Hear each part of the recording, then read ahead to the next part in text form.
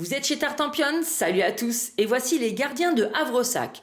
C'est un jeu pour 1 à 4 joueurs à partir de 10 ans pour des parties d'environ 30 minutes. Alors bienvenue chers amis dans les contrées du Nord où la sorcière s'en prend à vous et a surtout transformé tous les villageois en horribles monstres.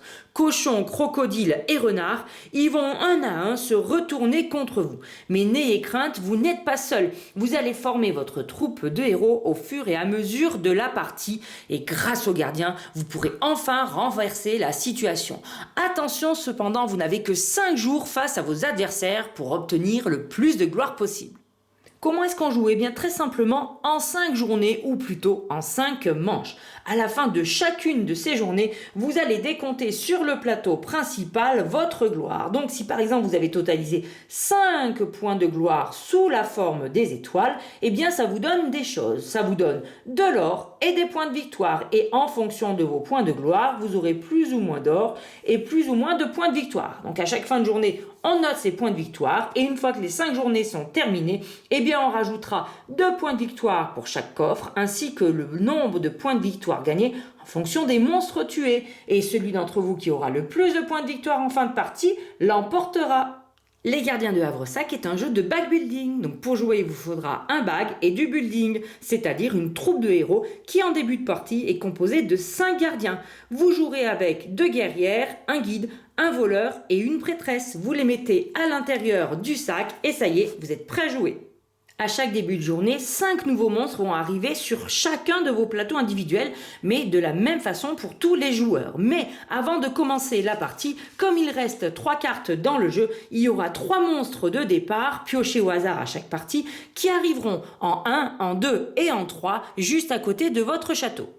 Une fois les 3 premiers ennemis installés, les cartes utilisées sont mises de côté, ils ne réapparaîtront plus. Alors moi j'aime bien les étaler qu'on les voit parce que ça permet de faire de la déduction.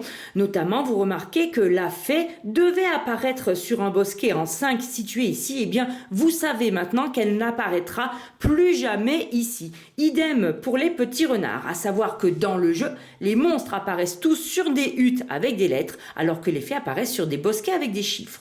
Et chacun de vos plateaux individuels est composé de 4 parties avec des zones colorées. Ici, on a tout ce qui est lettres et chiffres violets, là-haut les rouges, là-haut les bleus et en bas à droite les jaunes. L'aventure commence, on va tous jouer en même temps en piochant les gardiens un à un au hasard depuis notre sac. À tout moment, on peut consulter ce qui reste dans le sac comme gardien pour savoir ce qui va nous arriver, mais on doit toujours les piocher par hasard. Et vous vous en doutez, il y a quelques règles de pose et de déplacement.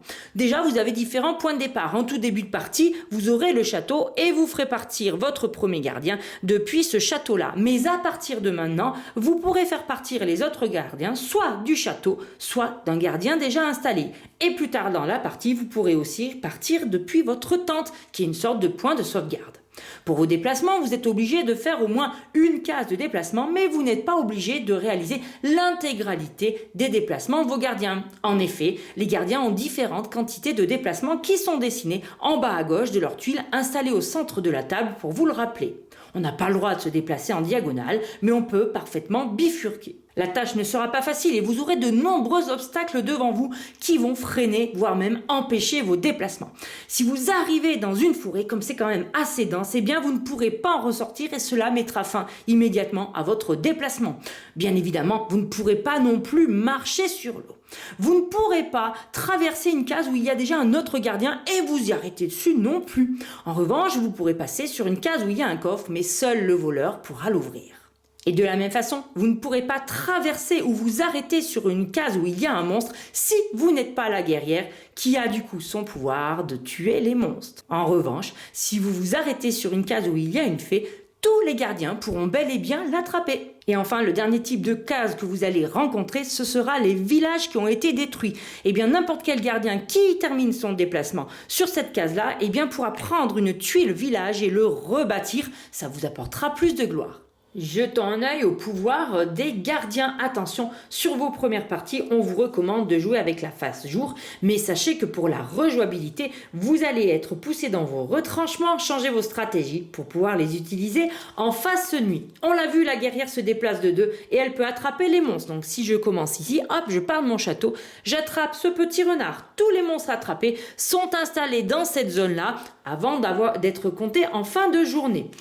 Quant au guide, eh bien lui, à la fin de la journée, il laissera une tente qui sera un point de sauvegarde dont on pourra se servir comme point de départ à la prochaine journée seulement. On a le droit d'avoir plusieurs guides si on en achète de nouveaux. Le voleur est très intéressant car vous allez pouvoir vous déplacer de 3 cases et surtout, il va fouiller les coffres. Je vous le rappelle, chaque coffre c'est 2 points de victoire en fin de partie et en plus les coffres ont des pouvoirs qui vont vous permettre de réaliser de belles combos. Quant à la prêtresse, soit elle se déplace de 4 cases, soit alors elle utilise un autre pouvoir, c'est-à-dire remplacer un gardien déjà installé qui retourne à ce moment-là dans votre sac, ce qui fait que vous pourrez le rejouer. Ça peut être très intéressant. Par contre, si on fait ce pouvoir-là, elle ne se déplacera pas. Le druide, lui, est léger comme une plume et il pourra ignorer les conditions de déplacement, voler au-dessus des forêts et des lacs et surtout se déplacer de 4 cases. Quant à la chasseuse, à la fin de son déplacement de 2, elle pourra tirer une flèche pour tuer un monstre. Alors attention, elle n'a pas le droit de rentrer directement sur une case monstre, elle ne peut les éliminer qu'à distance. Et sa flèche a quand même, elle aussi, quelques contraintes puisqu'elle va être bloquée par d'autres gardiens, les fées, les monstres, les villages et les forêts. En revanche, elle passe tranquille au-dessus des lacs, des coffres ou bien des bosquets et des huttes vides. Au dos des coffres, vous allez trouver des objets fort intéressants, mais qui ne seront utilisables qu'une fois dans la partie. Dès que vous gagnez un coffre, au prochain gardien, vous pourrez utiliser cet objet et même plusieurs objets par gardien. Avec la coupe, vous ajouterez tout simplement 2 points de gloire à votre total à la fin de la journée. L'épée vous permettra de vous autoriser à vous arrêter sur une case monstre même si vous n'êtes pas la guerrière et à le tuer. Les petits pieds vous octroieront 2 déplacements supplémentaires. Ensuite, vous avez l'arc qui vous donnera le pouvoir tout simplement de la chasseuse. Le marteau vous permettra de réparer un village à 2 cases de distance. Quand c'est à 2 cases de distance, c'est toujours en orthogonale, jamais en diagonale. C'est la même chose pour le filet qui du coup vous permettra d'attraper une fée à 2 cases. Et la petite plume vous donnera le pouvoir du druide, ignorer les contraintes de terrain. Ma journée est terminée puisque j'ai installé tous mes gardiens, je n'en ai plus dans le sac. Je n'ai plus qu'à passer à la phase de gloire en totalisant mes points étoiles. Je compte les points étoiles pour tous les monstres, les fées et éventuellement les villages. Chaque monstre a une valeur, le renard c'est 1 point, le crocodile c'est 2 et le cochon c'est 3.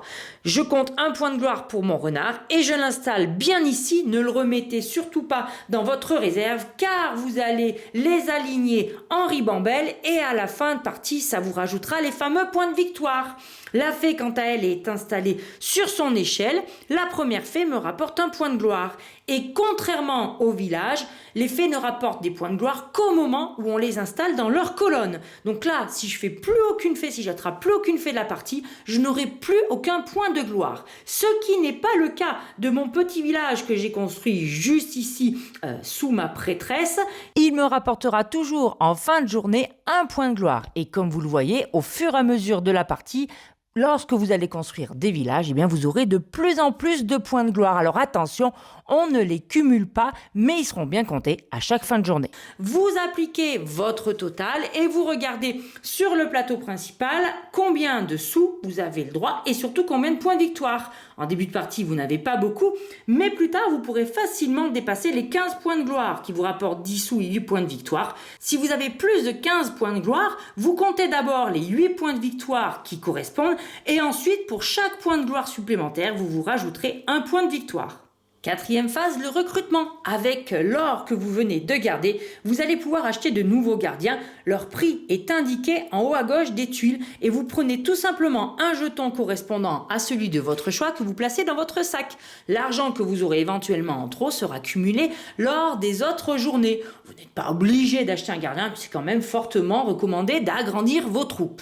Et ensuite, on peut procéder à la 5e phase qui est la phase de fin de manche où on va tout simplement retirer nos jetons gardiens installés sur le plateau et les remettre dans notre sac. En dessous du guide, n'oubliez pas de laisser une tente. Attention, une seule tente par guide, sinon vous allez vous gaver. Et voilà, une nouvelle journée peut reprendre avec les nouvelles phases. On réinstalle les monstres, on retourne tous ces gardiens dans son sac et on les joue tous un à un jusqu'à la fin de partie. Attention, si à la fin de la journée il reste encore des fées sur un bosquet, eh bien elles vont s'envoler et vous ne pourrez plus les attraper. Et voilà, la 5e journée est terminée. J'ai compté tous mes points de gloire de fin de journée normalement. Je rajoute 2 points par coffre, que les pouvoirs aient été utilisés ou non. J'ai réussi à atteindre la case numéro 4 avec mes monstres, donc j'ai rajouté mes 4 points de gloire et j'obtiens un total de 31 points de victoire. On n'a plus qu'à le comparer avec les autres joueurs et si vous avez le plus de points, vous remportez la partie. Mais si vous jouez en mode solo, vous avez une petite fiche qui va vous permettre de remporter des quêtes. Et avec 31 points, malheureusement, je n'ai même pas réalisé la première quête qui me dit de gagner 35 points avec tous les gardiens en version jour. On peut jouer ces quêtes-là sur la face été ou la face hiver, car le plateau de jeu est recto-versible. Et pour plus de rejouabilité, je vous propose de vous challenger avec les hauts faits. C'est une fiche qui vous propose des choses qui vous paraissent impossibles à faire et surtout qui vous forceront à changer un petit peu vos stratégies bien pépères. En tout cas, voilà pour les règles de l'excellent gardien de Havresac que je vous recommande. Je vous remercie de m'avoir suivi pour ces explications. Je vous dis à très bientôt chez Tartampion et d'ici là, n'oubliez pas, amusez-vous bien!